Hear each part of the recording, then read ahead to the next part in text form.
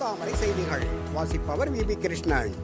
விழுப்புரம் மாவட்டம் மரக்காணத்தின் சுற்று வட்டார பகுதியில் வாழும் பணியேறும் தொழிலாளர்கள் எங்களது வாழ்க்கை ஆதாரமே இத்தொழில்தான் என்றும் வேறு எந்த வேலையும் எங்களுக்கு தெரியாது என்றும் இப்பிழைப்பை வைத்துதான் எங்கள் வாழ்க்கை நடந்து கொண்டிருப்பதாகவும் தெரிவிக்கிறார்கள். மேலும் இத்தொழிலை வைத்துதான் எங்களது பிள்ளைகளை படிக்க வைப்பது, மற்ற தேவைகளை பூர்த்தி செய்து கொள்வது என்று இத்தொழிலை நம்பியே நாங்கள் வாழ்ந்து கொண்டிருப்பதாக தெரிவிக்கிறார்கள். இத்தொழில் நடக்காத காலங்களில் எங்களுக்கு அரசு ஏதாவது உதவி செய்ய வேண்டும் என்றும் கோரிக்கை வைக்கிறார்கள். அரசு அவர்களுக்கு உதவி செய்ய முன்வர வேண்டும் என்பதே அனைவருடைய எதிர்பார்ப்பாகவும் இருக்கிறது.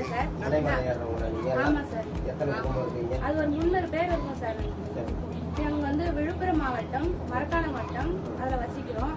எங்கள் ஊர் வந்துட்டு சின்ன கிராமம் தான். எங்களுக்கு இந்த மரம் ஏறத்தை விட்டா எங்களுக்கு வேற எதுவுமே கிடையாது, எந்த தொழிலுமே எனக்கு தெரியாது. இதில் தான் நாங்கள் பசங்களை படிக்க வைக்கணும், சாப்பிட வைக்கணும், ட்ரெஸ் எடுத்து கொடுக்கணும். ஒரு நல்லதாக ஒரு ட்ரெஸ்ஸு கூட எடுக்க முடியாத அளவுக்கு இருக்குது. அதெல்லாம் நாங்கள் இதில் தான் பண்ணியாகணும் நாங்கள். ஆனால் எங்களை எங்களுக்கு ரொம்ப மனசு ரொம்ப கஷ்டமாக இருக்குது. எங்களுக்கு என் பசங்களாம் ரொம்ப பாதிக்குதுங்க. ஒரே ஒரு ஓலை வெட்டினா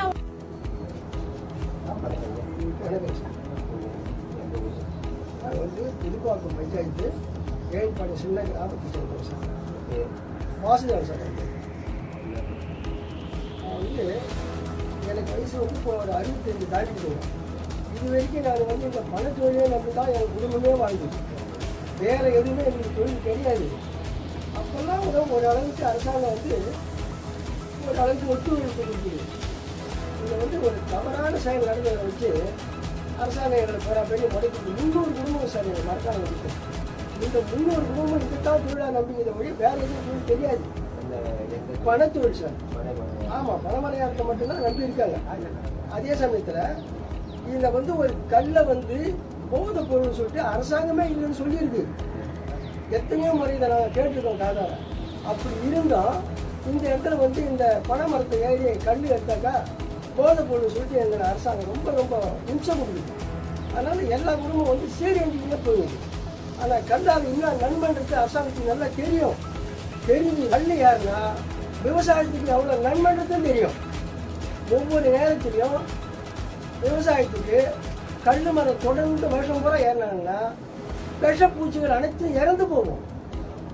கண்டிப்பாக சத்துக்கு சார் அது.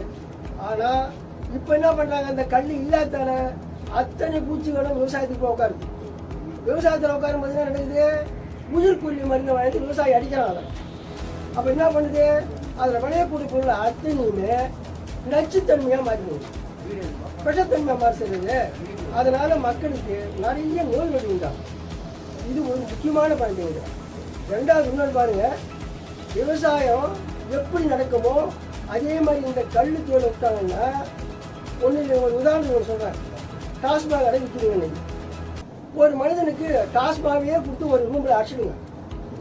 ஒரு மனிதனுக்கு வெறும் கல்லையே கொடுத்து ஒரு ரூமில் அடிச்சிடுங்க. ரொம்ப நாள் வேணாம், ஒரு 4 நாளுக்கு அடிச்சிடுங்க. இவன் எழுந்து வருவான், அவன் இறந்து கிடப்பான். இதான உண்மை. இந்த அரசாங்கம் நல்லா தெரியும். இது தெரியும் ஏன் சார் எங்கள் தொழிலை முடக்கிறாங்க. இவ்வளோ பேரும் பாதிக்கப்படுறாங்க சார். இந்த தொழிலில் ரொம்ப ரொம்ப கஷ்டத்தை அடைகிறாங்க. இது என்னன்னு கேட்டால் இந்த பெட்ஷீட் போடுறாங்க, அந்த பெட்ஷீட் போடுறாங்க அப்படின்னு சொல்லிட்டு யாராவது பொய் தகவல் சொல்கிறாங்க. நோய் நொடிக்கிறோம் கல்லில் சார். ஒன்று சோக நோய் தீர்க்கலாம் கல்லில். கர்ப்ப பெண்கள் குடிச்சாங்கன்னாக்கா பிள்ளை சுகப்பிரசவம் கிடைக்க தினங்களில். 2 அதே குழந்தைக்கு கொடுத்தாக்கா இந்த வாத நோய்கள்லாம் கிட்டவே வராது. இதெல்லாம் நான் படிச்சிருக்கேன், புக்கில் படிச்சிருக்கேன் சார் நான். அதனால தான் இதை நான் சொல்ல வரேன். நான் அப்படிப்பட்ட ஒரு பொருளை இந்த பகுதியில் மட்டும்தான் சார் பண்ணுறாங்க. ஆனால் விழுப்புரம் மாவட்டத்தில் எல்லா இடத்துலையுமே கூடுமான வரைக்கும் கல் இறக்குறாங்க. இதை நான் பதினே பேச வரேன் சார். கல் தான் சார். இது கல்லில் போதை பொருள் எடுத்து அரசாங்கம் சொல்லி இருந்து ஏன் சார் எங்களை மட்டும் முடக்கிறாங்க. எங்கள் பகுதி மக்கள் நிறைய பேர் பொய்யான தகவலை கொடுக்குறாங்க. இந்த தகவலுக்கு செவி சாய்க்கிற அரசாங்கம் ஏன் சார் இதை முடக்கிறது. இதை உண்மையை விசாரணை பண்ணுவாங்க ஊரில். சார் ஒரு பெட்ஷீட் போடுறாங்கன்னா நீங்கள் உண்மையை விசாரணை பண்ணுங்க, அந்த ஊரில் இது நடக்குதா. தயவு செய்து அரசாங்கமே கண் பார்த்து இந்த 300 குடும்பம் மட்டும் இல்லை, தமிழ்நாடு ஒட்டு மொத்தம் 30 தொழிலாளர்கள் வாங்க சார். அதான் சார் எங்களுடைய கோரிக்கை. கல் தொழிலால் நடந்தால் விவசாயமும் நல்லா இருக்கும் என்று ஐயா சொன்னதை நாம் கேட்டிருக்கிறோம். இதுக்கு அரசாங்கம் முன்வந்து இவங்களுக்கு ஒரு நல்ல வாழ்வாதாரம் அளிக்க வேண்டும் என்று தாழ்மையுடன் கேட்டுக்கொள்கிறேன். பொன்தாமரை டிவியிலிருந்து ராமமூர்த்தி, மரக்காணத்தில். இப்போ தொழிலே இது காலகாலமாக நாங்கள் வந்து ஏறிட்டு இருக்கிறோம். இப்போ திடீர்னு வந்து நாங்கள் ஒரு பாலை வெட்டினாலும் சரி, கல் மரம் ஏறினா உடனே பல்லா உடைக்கிறாங்க, மரம் ஏறக்கூடாதுன்னு சொல்கிறாங்க. என்ன எங்களோட தொழிலே இதுதான். எங்கள் வீட்டுக்காரருக்கு வேறு எந்த வேலையுமே கிடையாது. ஏன் இந்த 300 பேருக்கும் இதை விட்டா வேறு எந்த தொழிலுமே கிடையாது. இதை ஏன் சார் கவர்மெண்ட் தடுக்கிறாங்க? இதை தடுத்தா நாங்கள் என்ன பண்ணுவோம்? எங்களுக்கு இந்த தொழிலை இதுவா நடத்த சொல்லி எங்களுக்கு தயவு செஞ்சு எங்களுக்கு இந்த தொழிலை நடத்த விடுங்க. கவர்மெண்ட் இதுக்கு ஒத்துழைக்கணும்.